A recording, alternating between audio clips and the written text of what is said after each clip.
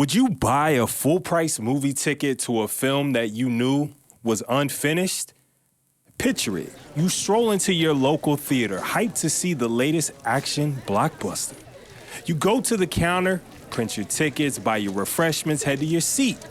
Settle in.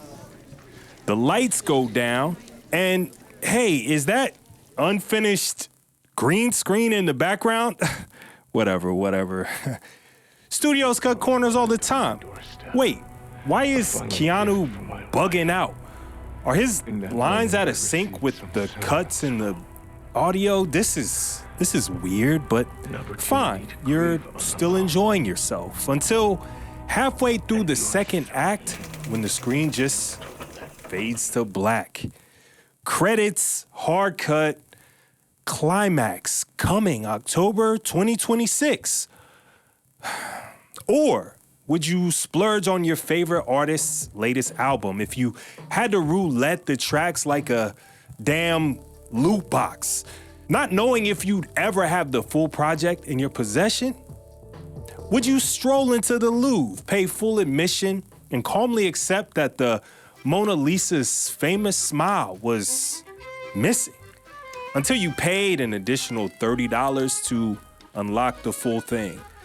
Oh, and you'd have to come back in 5 months from now once it's available. Sounds crazy, right? Then why the fuck do we accept this in the video game industry? Well, let's talk about it. Now, game publishers are starting to realize that their own practices are seriously sabotaging themselves. In a recent Q2 earnings call, Sega admitted what we've all known for some time. Players are becoming increasingly hesitant to buy games at launch. Despite many of their new titles earning critical praise, they're falling short of commercial expectations because consumers wait instead of buying day one. We've lost confidence that the launch title is worth it. Nowhere close to a full, final, or best version of the game. And this shift is hitting bottom lines hard. I mean, who wants to pay top dollar to beta test for these companies? A Sega spokesperson said competition and high prices are part of the issue, but importantly, expectations of later definitive editions lead players to hold on to their money, squirrel it away for another day. Now, if a game is likely to get an expanded re-release or a steep discount, we just chill, man. A sale is coming. A full game will happen eventually. And with backlogs, subscription services, and a litany of classics to appreciate, why wouldn't we? Now, other industries aren't immune to this practice. Films get remasters, music get deluxe editions, but see, here's the main difference. Those happen because the originals were beloved, fully realized, and complete classics. Now, gaming used to work the same way. Game of the Year editions arrived well after release. After the game earned critical and commercial success, they felt purposeful, not predatory. Nowadays, it's damn near expected that a big title will re-release in an upgraded form, a foregone conclusion. Publishers have leaned into this twofer strategy to the maximum. They'll sell a game at full price, usually in a pitiful state, then a year or two later sell it again as complete or definitive with all added content bundled in. Not a bad choice for players that get lured, but it also trains everyone to wait. Example, Atlus's many recent reissues. Persona and Shin Megami are adored for many, many reasons, but let's be real, guys. Re-release fatigue is crazy here. They follow the same pattern, vanilla version, then a later improved version with extra content, resold to you at full price. Persona pulled this shit with 5 in 2017 and Royal in 2019. Now listen, I loved 5, but I refuse to buy Royal and replay everything. It's way too long. I started playing SMT5 back in 2021 when it dropped on the Nintendo Switch. I loved the gameplay, but the story and the graphics / the performance were pitiful. And the story felt unfinished completely. Turns out, it was. I got to the last dungeon and checked out so hard, I just never even finished it. After like 45 hours of work. Come 2024, I saw the release of SMT5 Vengeance with a Vengeance storyline that fleshes the tale out, as well as adds additional systems and layers that frankly should have been there upon release. It's one thing if the original product is incredible, fully realized, fans love it so much that they just can't get enough. It's another entirely when it feels broken and barren, like you're being punished for supporting the game in the first place. That's crazy to me. And speaking of punishment, I bought SMT5 Vengeance on deep sale and have thought about playing through it the entire way through again, the right way. So if you'd like to see that video, make sure you let me know. And don't forget to like, subscribe, and comment below by the time that you regretted buying a game out the gate. But yeah, it's hard for fans to not just assume the first version isn't worth it. And 99% of the time, they're basically right. The real question is this Street Fighter's fault? Now, in 1991, Capcom dropped one of the most important video games of all time, Street Fighter II: The World Warrior. The original arcade release had many of the iconic characters we know and love in their most iconic forms. It was a major hit, a true phenomenon.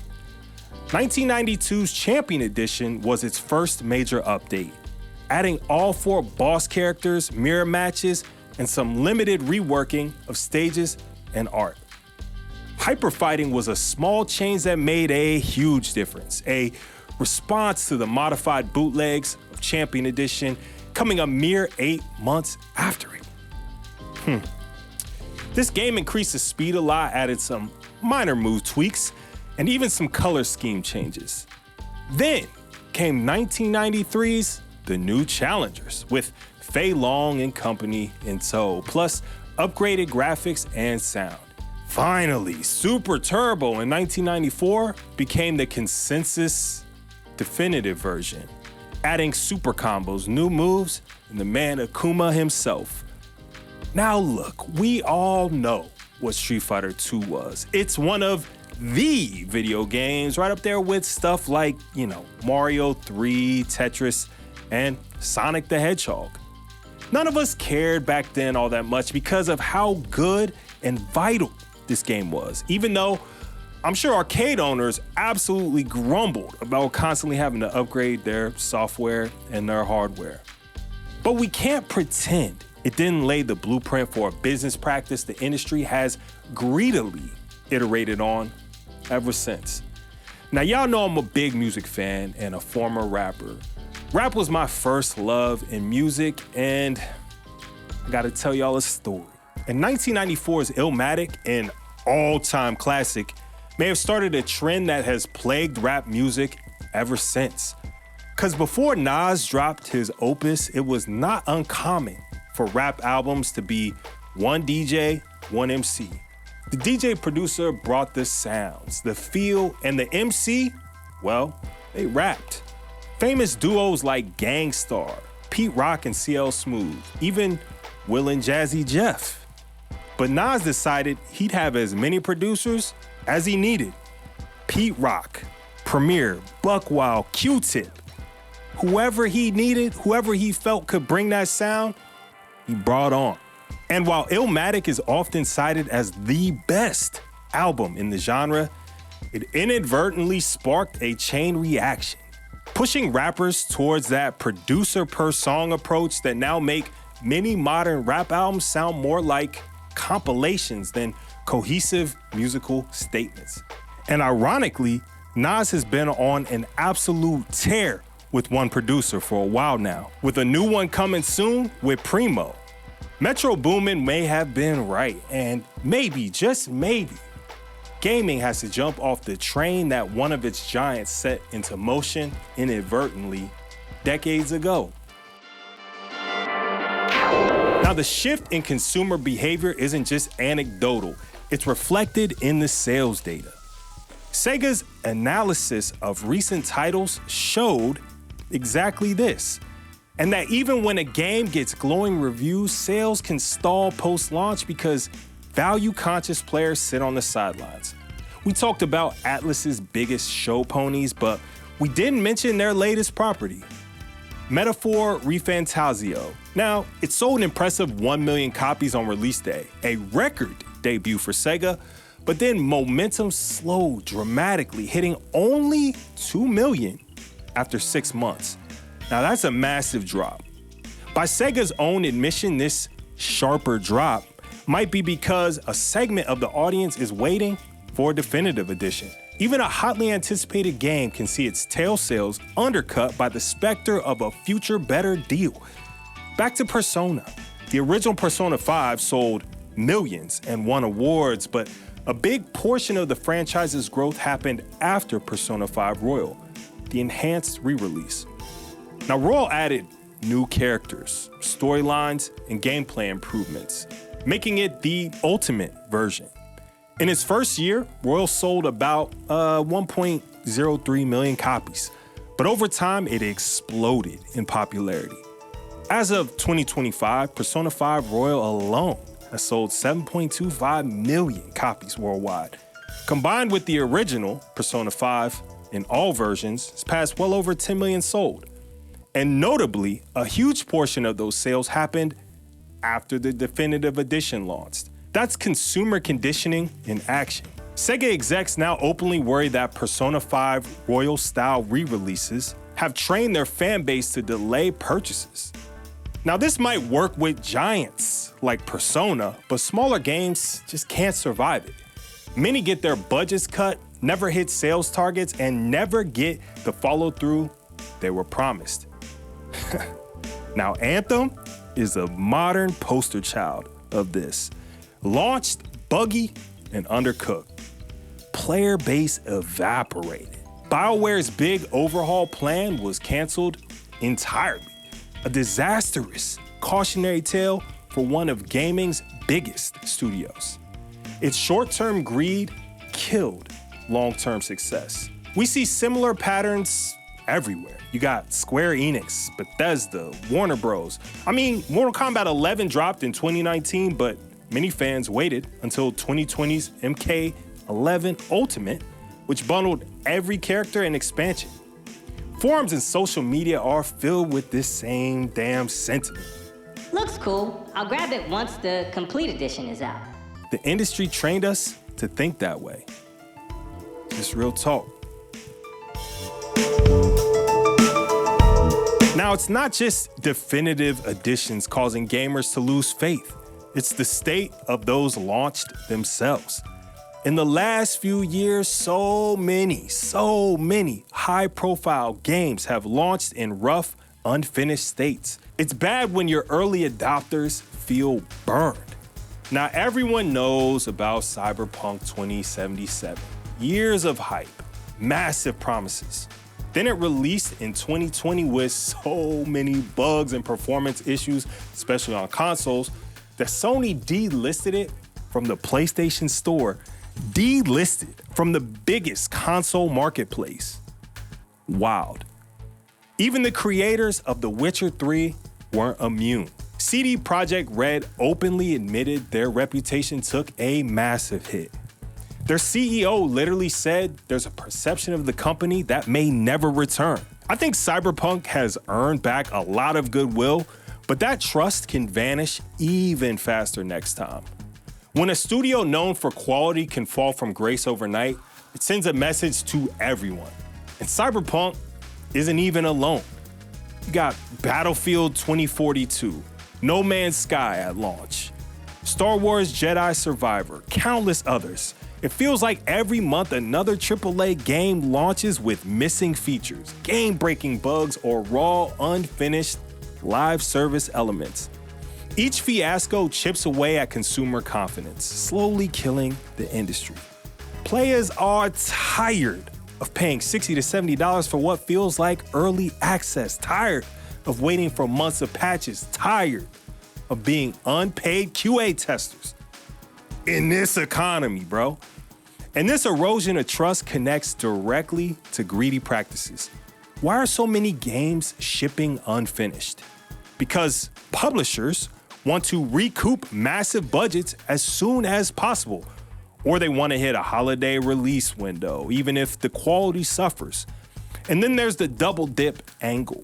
Launch the bare bones content, sell the rest later as paid DLC that might even already be on the disc. Oh, but discs basically don't do shit anymore anyway, so. But look, players aren't dumb. They notice when a game is deliberately sliced up to maximize revenue later. Needless to say, it leaves a bad taste. Why buy now when the complete version, fully patched, fully featured, will eventually exist for cheaper? As an electronic musician for well over 2 decades, I've been dealing with this bullshit in my own world for a long time. Some companies make you pay for an annual upgrade pass just to keep your plugins or even your DAW functional. Others play that game and release a 2.0 and make you pay again, even after suggesting upgrades were free for life. They get around it by renaming the plugin, like XL becomes XXL, or just straight up fibbing. But some companies, they get it right. Neuro gives personal discounts based on prior purchases. Cubase gives you upgraded paths based on the versions you already own, and discounts depending on how recently you upgraded. I think that's pretty smart.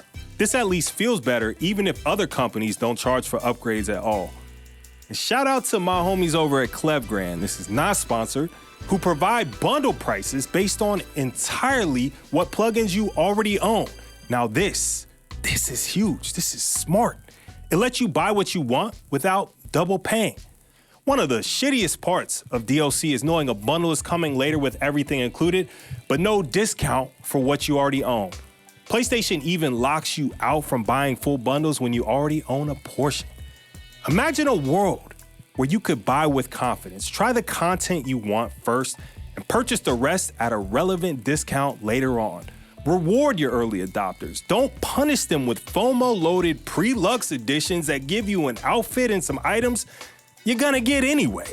Reward them with meaningful expansions. Reward them with fair upgrade paths. Consider launching games cheaper so that when the DLC lands, the full experience totals $70 instead of $100 plus over 2 years. Or go the indie route. Expedition 33 is on track to sweep awards left and right, and deservedly so. Launching at $40, this was a complete game on day one. A couple bugs didn't really matter. Players praised it anyway. Sandfall Interactive earned goodwill and sales, with lifetime performance only rising. Free DLC coming, ecosystem building, sequels and spinoffs are highly likely. They're doing it right. And y'all know, I go hard for Supergiant. I own Hades on 3 consoles, bro.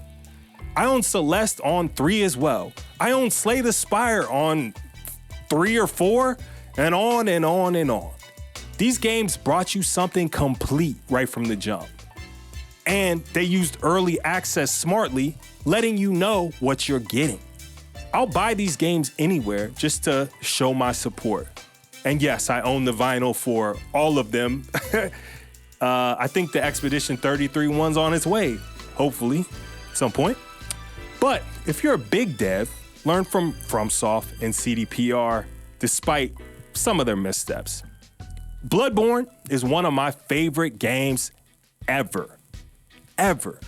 Vanilla Bloodborne is complete and fully realized, but bro, that DLC, come on. The Old Hunters is worth $100. It was $20, and the Game of the Year edition launched cheaper than buying both separately. So even if you already owned it, you didn't feel like you were getting hosed. I mean, look at Elden Ring support, legendary. Dark Souls DLC, essential. The Witcher 3 gave free updates plus massive, reasonably priced expansions, even after a 100+ hour base game. Honestly, that goodwill might be the only reason they survived Cyberpunk and bounced back. And if you are gonna screw up, learn from Hello Games. No Man's Sky promised the universe and delivered barely a planet. But you know what? They fixed it. They ate the crow and they fixed it. They rebuilt the game piece by piece, year after year. And today, it's legitimately worthy of its original premise and promise. They earned that respect back by clawing it back. The past decade in gaming makes one thing abundantly clear. Greedy strategies can gut even the most promising game, whereas player-first strategies can elevate studios to beloved status. We've seen franchises like Mass Effect, Diablo, Star Wars, and Fallout take massive hits because publishers prioritized short-term monetization over long-term quality. These decisions come from pressure to hit quarterly targets or maximize lifetime value per user. Classic corporate motives that undermine the foundation of sustainable success. As a result, we now have a mountain of cautionary tales. Perfect material for a video titled, How Greed Gutted Gaming, or whatever the fuck I end up naming this. From BioWare's fall with Anthem, to Bethesda's missteps with Fallout 76, to the revolving door of definitive editions that make Persona fans feel like they're being sold the same game twice, there's no shortage of examples, but there's a hopeful counterpoint. Studios proving that integrity, transparency, and putting players first is not only morally right, it's profitable. Look at the runaway success of Baldur's Gate 3, a polished, complete, content-rich game with no strings attached, and millions of players rewarded Larian for it. The applause for Larian, the praise for Insomniac, Sandfall, and Supergiant, the loyalty CDPR once enjoyed and is slowly rebuilding. These all reinforce one single truth. Treat your audience well, and they will support you. Don't try to pull the wool over their eyes. Because gamers are passionate. We really are. We will hype you up when you respect us, and we will kick your damn ass if you don't. As we move forward, the North American market and the industry at large will continue wrestling with this balance. Monetization isn't going away. DLC isn't going away. But smarter companies are learning to balance revenue with respect. And the evidence is stacking up. Greedflation? Nah, bro. Endless editions, half-baked launches, and predatory microtransactions have real negative effects on sales and your game's longevity. Sega is just the first to publicly admit it like this. Now, greed may boost earnings short-term, but it also breeds backlash that kills long-term growth. Stand up, y'all. Show them. Sometimes with our anger and sometimes with our wallets. They'll listen. They'll have to. Or they'll wither away on the vine and we'll go back to that massive backlog that'll take us all until our 98th birthday or so to finish anyway. We're watching, y'all. Thanks for watching. Who are some devs you trust with every purchase? What would you change in the industry these days? And before you go, check out this video about some of the issues that even plague our beloved indie space. Like, share, subscribe, and keep on playing. I appreciate y'all. Peace.